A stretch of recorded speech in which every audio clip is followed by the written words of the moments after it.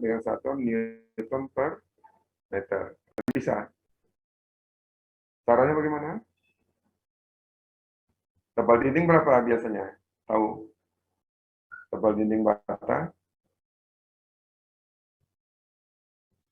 katakan berapa? 15 cm atau 0,15 meter ya misalnya. Berat dinding berapa? Q. Q besar lah, Q. Ya, jadi untuk mengetahui berapa beban truk merata dari dinding, kamu harus tahu dulu berat volumenya. Nah, ini lihat di peraturan pembebanan. Ya, berat volume dari dinding. Berapa dia? Nah, berat volume itu satuannya biasanya adalah Newton per meter kubik. Berat per volume. Beratnya Newton, volumenya meter kubik. Q besar. Ya. Nah, untuk mengubah dia, ini kan Newton per meter kubik. Bagaimana cara kita mengubah dia dari Newton per meter kubik ke, ya, dari Q besar menjadi Q kecil, Newton per meter. Ya, caranya bagaimana mengubahnya? Jadi yang pertama adalah kamu hitung dulu Q aksen. Ya, Q aksen. Q aksen ini satunya harus dalam Newton per meter persegi. Nah, untuk mengubah Newton per meter kubik menjadi Newton per meter kubik, ya, ini kamu kalikan tingginya. Ya, kali tinggi. Misalnya tinggi dinding adalah H. Ya, maka Q aksen itu adalah Q dikali H. Kalikan tingginya dulu dia. Ya. Nah, kemudian dari Q aksen, ubah menjadi Q. Ya, berarti satuannya nanti ini bentuknya itu bukan seperti ini lagi, tapi bentuknya nanti seperti ini. Ya, nah ini adalah Q aksen. Ini satuannya dia Newton per meter persegi. Ya. Nah, supaya dia menjadi garis, ya, supaya dia menjadi garis ini saja. Ya, tapi simbolnya adalah seperti ini saja. Kalau dia garis, simbolnya seperti ini. Tapi sebenarnya dia hanya garis ini saja.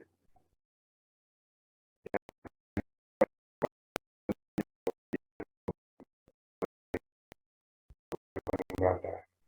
Normalnya di garis gini aja. Ini untuk membantu pemahaman. Maka ini harus kamu kalikan dengan lebarnya. Ya, katakan lebarnya ini berapa? Misalnya BT ya, BT. Ini kamu kalikan dengan BT. Kalikan dengan 0,15. Ya, nah, di satuannya adalah dalam Newton per. Oke, nah analog dengan ini kamu bisa menghitung kalau misalnya dia balok beton bertulang seperti ini, balok. Ini sama kan? Ini balok. Ya, nah ini berat volume balok ya, beton konkret itu adalah 2.400 kilogram per meter kubik. Nah, ini ubah dulu dia.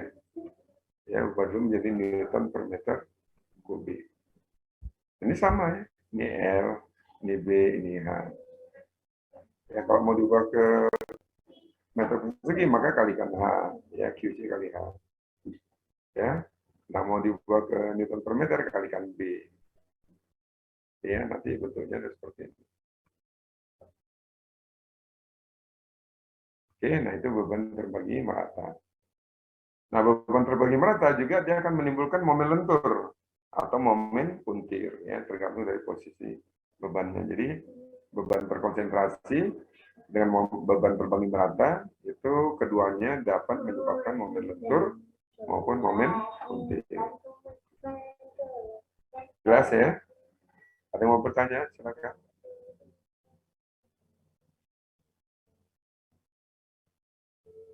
Ada? Silakan. Oke, kalau nggak ada kita masuk ke beban geser ya, beban geser. Geser. Nah, beban geser itu dia simbolnya adalah V. Shear ya. Nah, ini maksud dengan beban geser itu adalah beban yang bekerja tegak lurus terhadap sumbu longitudinal. Itu beban geser. Misalkan ini batang. Kalau ini tumpuannya. Ini adalah beban P. Ya. Ini jaraknya A. Ini B. Ya, ini panjang totalnya adalah L. Ini titik A besar, ini titik B besar. Ini nanti akan menimbulkan reaksi tumpuan. LA. Ini menimbulkan reaksi tumpuan B. Ya. Jadi setiap gaya yang bekerja. Ini sumbu longitudinal ya. Z. Jadi setiap gaya yang bekerja tegak lurus terhadap sumbu longitudinal itu adalah gaya geser. Jadi baik beban P kalau dia tegak lurus terhadap sumbu longitudinal maka dia adalah beban geser atau gaya geser. Di sini RA juga sama, ya bekerja terhadap tegak lurus terhadap sumbu longitudinal maka dia juga dengan gaya geser. Di RB juga gitu sama gaya geser juga. Ya. Nah, hubungan antara reaksi tumpuan dengan gaya bekerja terhadap sumbu longitudinal maka nanti bisa dibuatkan di dalam suatu diagram namanya adalah shearing force diagram. Diagram yang menunjukkan gaya geser, shearing force diagram. Ya, kalau tadi untuk yang gaya aksial nanti diagram yang dihasilkan adalah NFD, normal force diagram. Nah, untuk momen tadi diagram yang dihasilkan adalah BMD, bending moment diagram. Ya. Nah, nanti kalau kita membuat analisis struktur, final destination-nya itu adalah diagram ini, NFD, BMD, SFD ya. Nah, ini disebut juga dia dengan gaya-gaya dalam. Gitu ya. Nah, ini untuk mencari SFD-nya, untuk bisa menghitung berapa gaya geser yang terjadi pada balok ini, maka kita harus hitung RA-nya berapa dulu, RB-nya berapa, ya. Jadi sudah dihitung, RA adalah PB dibagi L, RB adalah PA dibagi L, ya. Ini kalau kita buat SFD-nya, ya, nah biasanya bentuk normalnya seperti ini. Ini ke atas, dia dianggap positif, ya. Kalau gaya shear, itu ke atas positif, bawah negatif.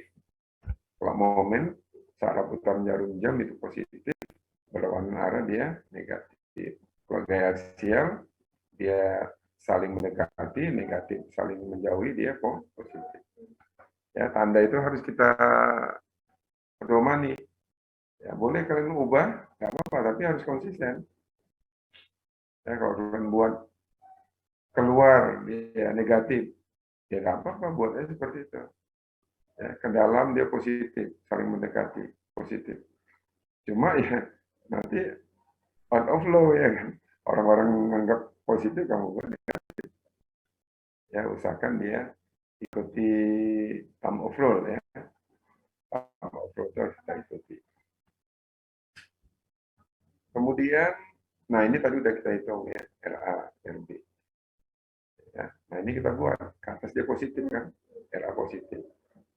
Ya, nah kalau kita tinjau sampai ini misalnya titik C, RA ini bekerja sepanjang batang AC. Kenapa? Karena di batang AC ini sejauh A itu yang hanya bekerja hanya RA, nggak ada gaya lain. Ya, maka dia bentuknya seperti ini. Tidak ada gangguan. Ini adalah PB dibagi L positif. Ya. RA ini bekerja sepanjang batang AC, nggak ada gangguan. Ada nggak gaya lain di sini? Nggak ada, hanya RA. Udah. Nah, begitu masuk di C, ada beban P. Arahnya kemana? Ke bawah, negatif. Berarti dikurangi karena negatif. Ya, kurangi. Di sini adalah PB dibagi L dikurangi P. Ya, selesai. Nah, PB dibagi L kurang P ini bekerja sepanjang batang CB. Hanya dia saja. Kenapa? Nggak ada daerah yang bekerja di sini. Nanti kita buat lurus dia. Tandanya apa? Negatif. Selesai. Ya, sampai titik B. Nah, di titik B, ya ada gaya RB. Ya, bekerja ke atas. Berapa besarnya? Besarnya adalah PA dibagi L. Nah, PA dibagi L itu nanti kalau kamu buat ya dengan angka numerik itu sama dia dengan PB per L dikurangi P. Ya, sama itu. Ya, nah ini bisa dihitung juga.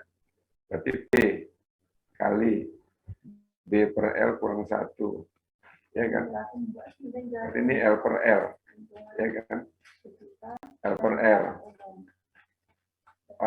B dikurangi L berarti negatif A. Ya kan? Berarti sama dengan negatif PA dibagi L. Ya kan? Nah, negatif PA per L tambah PA per L, 0. Ya, maka sini dia jadi 0. Ya, nah seperti itu. Nah, ini adalah SFD, Shearing Force Diagram. Nah, ini menunjukkan gaya geser yang bekerja di sepanjang batang AB. Ya, kalau di batang AC bekerjanya ini gaya gesernya, PB per L. Kalau di sepanjang batang B atau batang CB, bekerjanya gaya gesernya sebesar PB per L dikurangi P di sini. Ya. Nah, nanti dari gaya geser yang terjadi ini kita bisa menghitung namanya tegangan geser ya. Tahu. Nah, nanti akan masuk situ. Tegangan geser. Oke. Nah, gaya geser atau beban geser itu juga didefinisikan adalah gaya yang bekerja pada penampang. Gaya yang bekerja, ini salah lagi.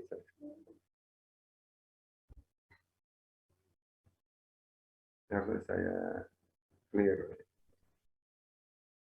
Seperti ini misalnya. Ini saya buat pengujian.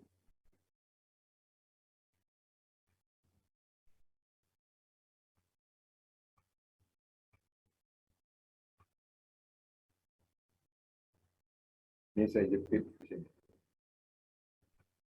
Ini saya beri beban. Pans ya, beban pans. Saya punya batang baja di sini. Misalnya kayu.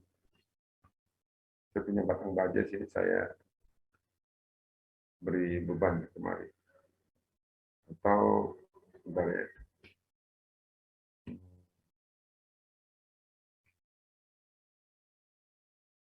Ini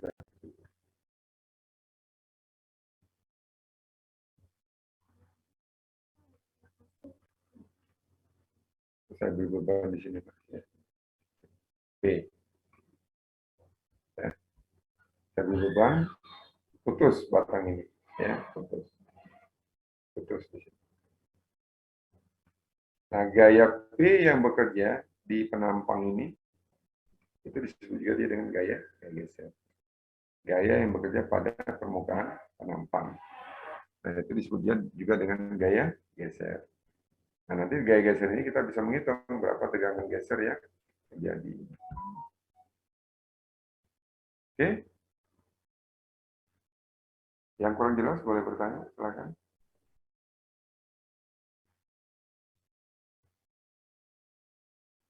Ada? Silakan.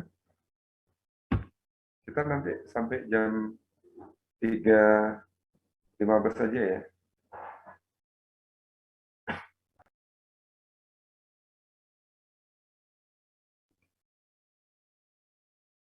Yang mau bertanya, silakan.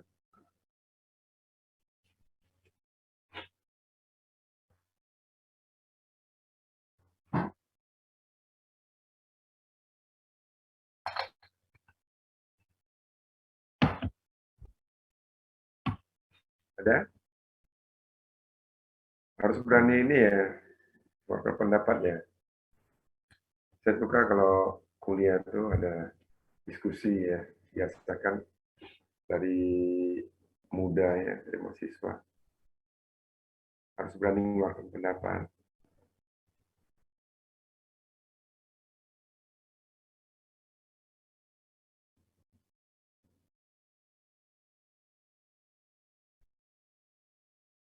Ya, silakan. Nggak usah malu ya. Jadi kalau bertanya, jangan takut. Oh, pertanyaan nggak kualitas, nggak mutu. Nggak usah malu. Kalau misalnya kita mau perlu tanya, tanya. Ya, biasakan kita berani mengeluarkan pendapat. Nggak usah malu. Pendapatnya bagaimana. Gitu. Ya, silakan.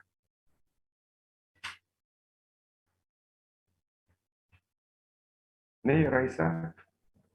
Komtingnya siapa Raisa? Iya, Pak. Ya, Raisa ada. Belum ada, Pak. Belum ada. Jihan nih, Jihan. Ada Jihan. Belum ada juga, Pak. Ini namanya Fatia atau Fataya? Fatia. Fatia, Pak. SMA berapa nih, Jihan? Kenapa, Pak? SMA berapa? SMA Al-Ulum, Pak. Oh, dekat rumah saya. Tinggalnya di mana kamu? Di Jerman, Pak. Jerman. Oh, jauh. Kalau lu. Iya. Lumayan, Pak. Iya, iya. Baik-baik anak alumni ya. Ini siapa yang mau bertanya? Adi Tia ada?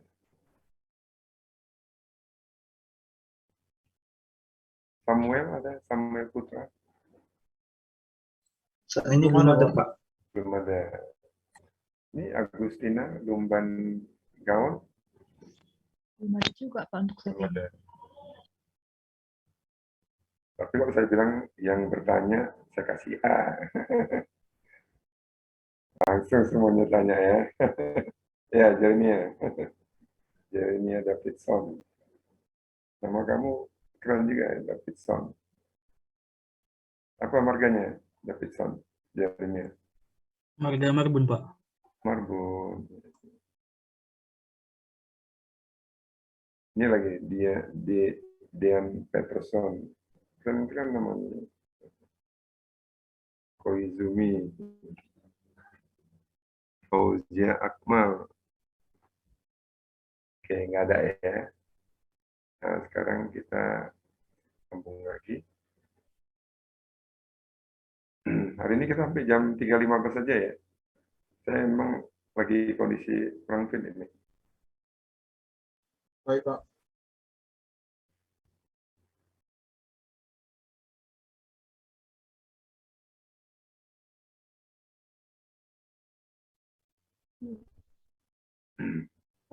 Jadi hubungan antara beban ya. Beban, tegangan, pegangan, gitu ya. Jadi beban,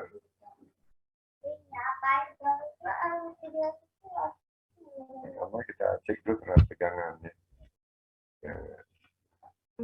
Beban, tegangan. Nah, ini sebetulnya semuanya itu ada di analisis struktur.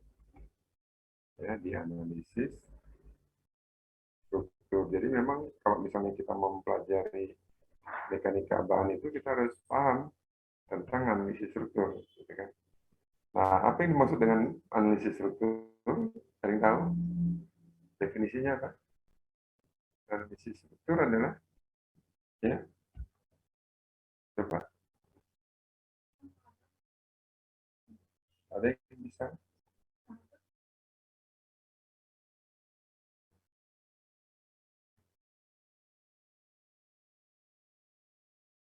Ya, apa definisi analisis struktur?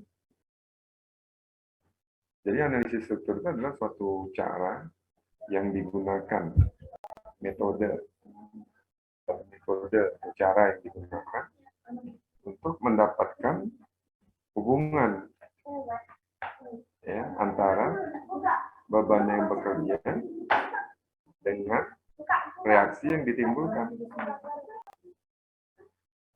Ya, satu metode atau cara tertentu yang digunakan untuk mendapatkan hubungan antara gaya yang bekerja dengan reaksi yang ditimbulkan. Nah, beban itu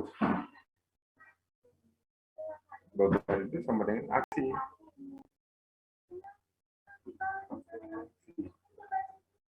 Ya, jadi suatu cara atau metode tertentu yang digunakan untuk mendapatkan hubungan antara beban terhadap reaksi yang ditimbulkan.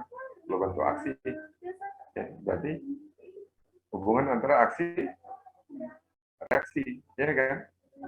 Nah, ini hukum Newton berapa? Newton 3. Ya kan? Nah, caranya itulah yang di sipil itu dikembangkan. Bagaimana caranya? Jadi caranya itu macam-macam di kita. Jadi dilihat lagi analisis strukturnya. Ya, dilihat lagi strukturnya, apakah dia saji tertentu atau tidak tentu. Nah, kalau dia strukturnya tertentu, maka kita dengan metode yang sederhana bisa langsung kita gunakan, selesaikan. Tapi kalau dia strukturnya tidak tertentu, maka harus ada cara tertentu yang kita gunakan. Ya, contohnya kayak metode slope deflection, metode cross, metode Clapeyron, ya, dan sebagainya. Nah, ini nggak boleh sembarangan ya kalau statis tidak tentu. Harus kita gunakan metode tertentu juga. Gitu. Ya. Nah, jadi di dalam analisis struktur metodenya itu macam-macam. Disesuaikanlah dengan kondisi strukturnya. Ya.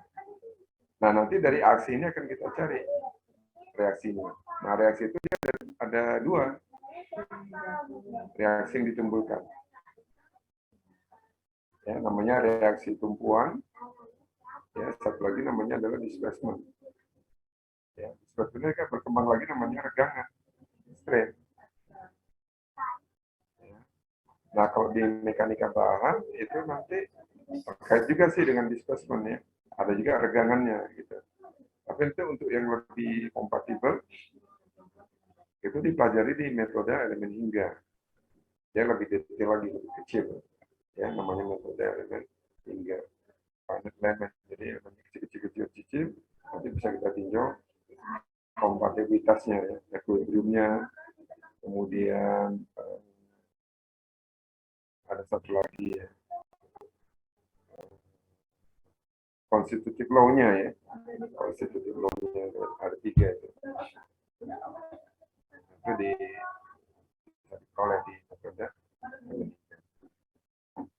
Ya, nah ini dipelajari di mekanika bahan yang hubungan antara beban yang bekerja dan reaksi yang ditimbulkan, gitu ya. Nah ini kalau untuk yang tegangan mungkin agak mudah ya kita meninjaunya. Jadi beban tadi kan ada aksial gitu ya.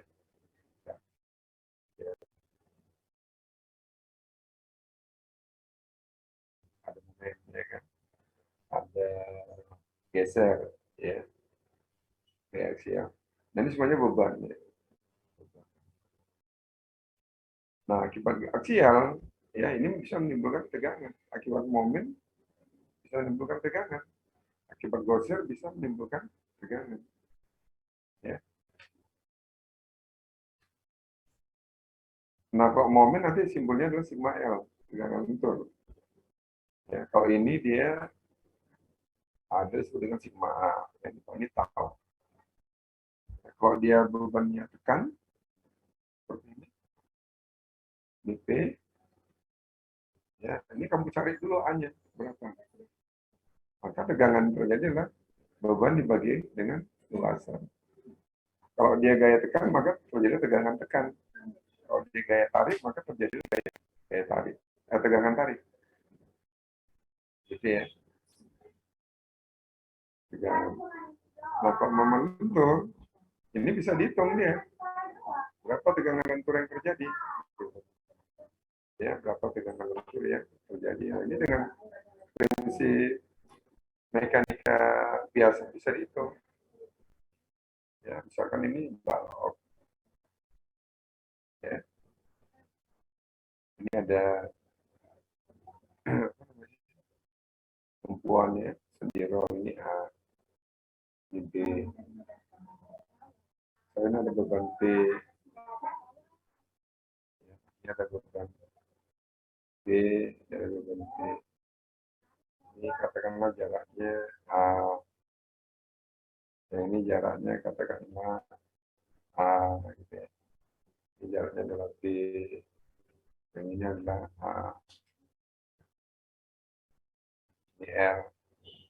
Nah, ini misalkan titik C, ini titik D. Nah, ini tegangan lentur di sepanjang batang AB ini bisa dihitung. Nah, misalkan aja kita mau menghitung berapa tegangan lentur yang terjadi di titik C, gitu kan? Berapa nilainya? Nah, ini kita harus cari dulu ini berapa kasih tumpuan yang terjadi di titik A dan titik B. RA cari berapa, ya RB berapa nilai RA? Cepat, kalian bisa? Berapa nilai A? RA? Kasih tumpuan A berapa? E. B berapa? E juga. Ya kan? Bebannya, jadi kan aksi sama dengan reaksi, ya kan? Harus sama deh, seimbang, equilibrium. Bebannya 2P ke bawah. Maka yang ditahan untuk gaya beban ini harus ada gaya ke atas. 2P, simetris. Ya, simetris. Maka sini P, ini P juga. Gitu. Ya. Nah, kemudian kamu cari momen di titik C.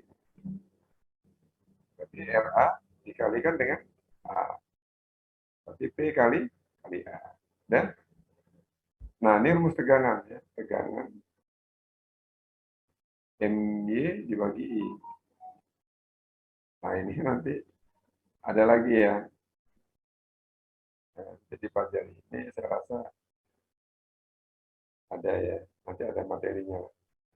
Ini sementara seperti inilah ya. Diambil dulu rumusnya. Ya tegangan itu adalah MY dibagi I. M itu momen, Y itu ini sudah penampang. Penampang. Ini H, ini Y, ini X, ini B. Maka Y itu adalah setengah. Y itu adalah setengah H. Y itu adalah per 12, momen Indonesia BH pangkat 3. Ya. Nah ini bisa juga dia sama dengan M dibagi I per Y. Nah I per Y itu sama dengan modus penampang. I per Y. Nilainya berapa? Nah, ini kamu bagi. Ya, nanti dapatnya adalah per 6 BH kuadrat. Nah ini kamu cari dulu penampang ini. S-nya berapa? Ya, berarti ini sama dengan M dibagi S. Ya, S-nya kamu cari dulu ya dari rumus ini.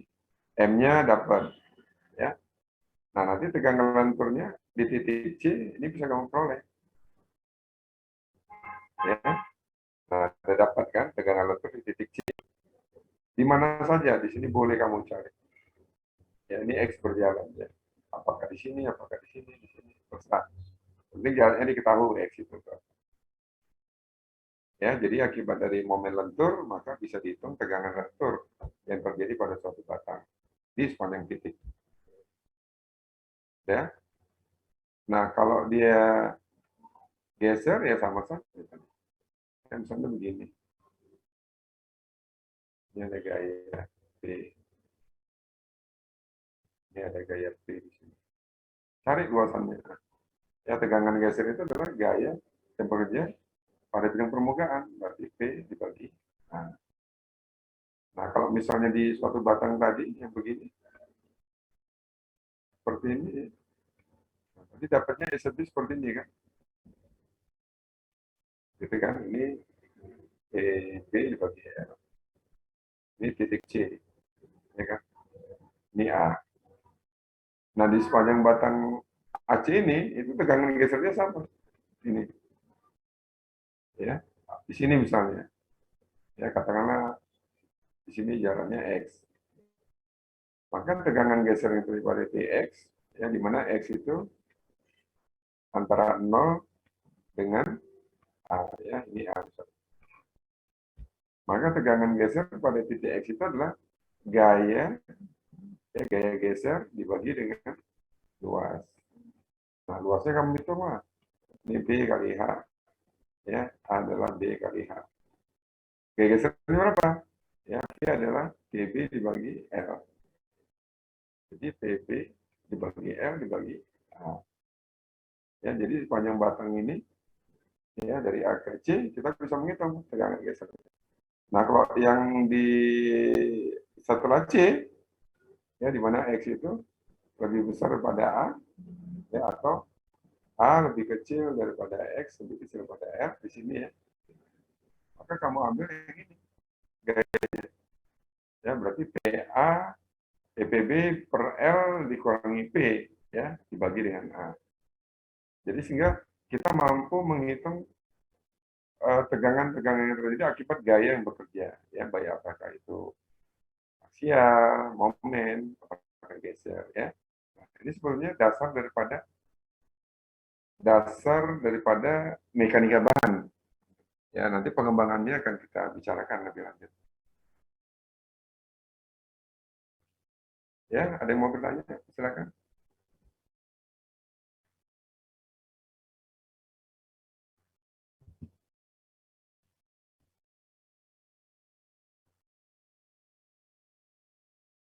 Ada?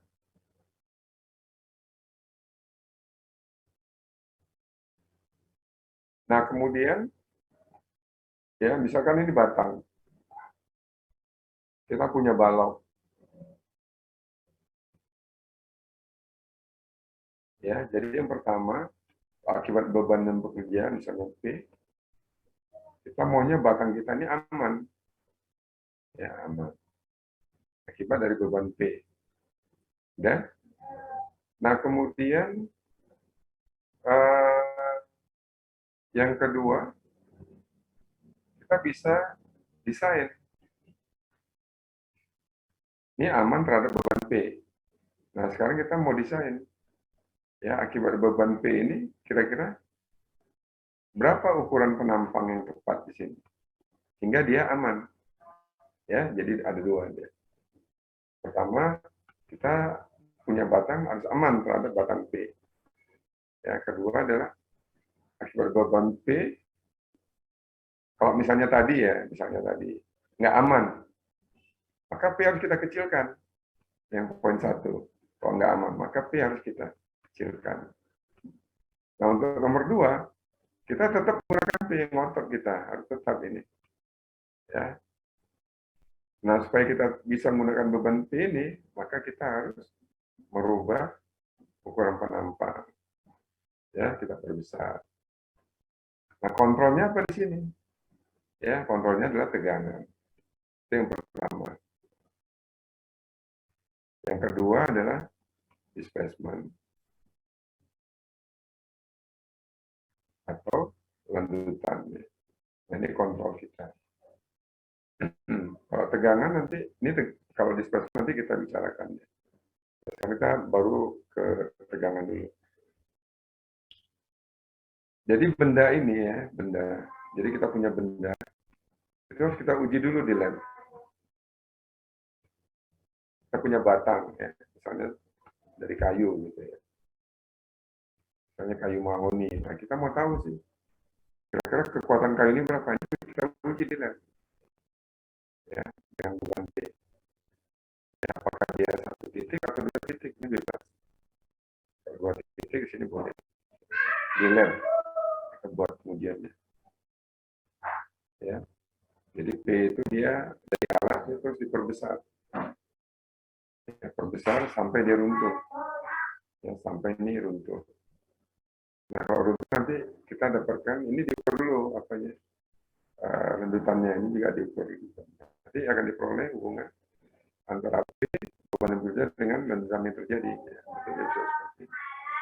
Nah ini kita bisa lihat ya maksimumnya berapa dia, P maksimum. Ya. Kemudian nanti luasnya bisa diperoleh, maka nanti kita peroleh tegangan izin akibat lentur ya, tegangan izin akibat lentur dari kayu ini ya. Kita peroleh dia ya.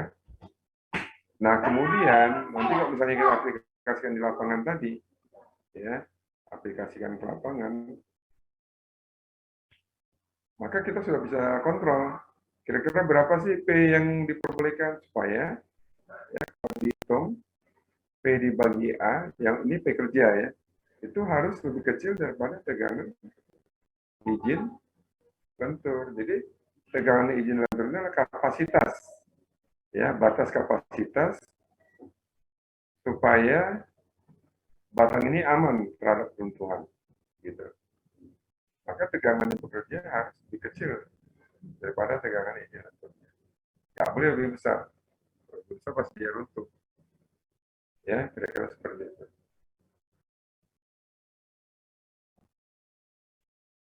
Oke. Ada yang mau bertanya? Silakan. Ada?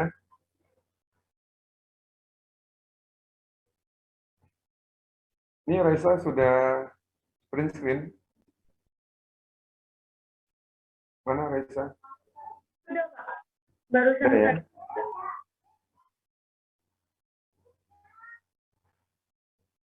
Nanti daftar hadir sama ininya langsung dikasih ya. Baik, Pak. Ada yang mau bertanya? Silakan.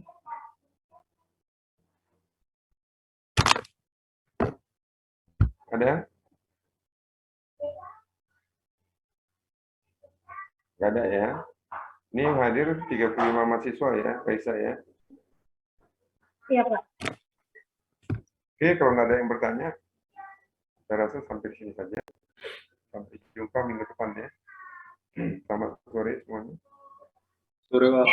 Sore, Pak. Sore, Pak. Terima kasih, Pak. Terima kasih, Terima Pak. kasih, Pak.